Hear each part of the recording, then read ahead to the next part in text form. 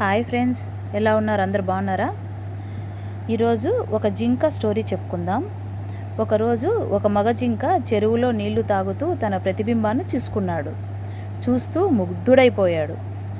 నా కొమ్ములు ఎంత అందంగా ఉన్నాయి, నా తలపై కిరీటంలా అనిపిస్తున్నాయి అనుకుంటూ చాలాసేపు చూసుకుంటూనే ఉంది. చివరికి ఆ ప్రతిబింబంలో జింక కాళ్ళు కూడా కనిపించాయి. ఛీ, ఇంత అందంగా ఉన్న నాకు దేవుడు ఇలాంటి కాళ్ళు ఎందుకు ఇచ్చాడు అని తన కాళ్ళను తనే అసహించుకున్నాడు. కొంతసేపు అయ్యాక చెరువు దగ్గరికి నీళ్లు తాగటానికి వస్తున్న పులి వాసన మగ జింకకు తగిలింది.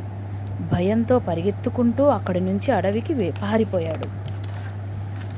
అప్పుడు ఆ మగ జింకకు అర్థమయ్యింది, అందంగా ఉన్న కొమ్ముల కన్నా అవలక్షణం అనుకున్న కాళ్ళే ఎక్కువ పని చేస్తున్నాయి, అందుకే దేవుడు నాకు కాళ్ళు ఇచ్చాడు అని మనసులోనే దేవుడికి దండం పెట్టుకుంది.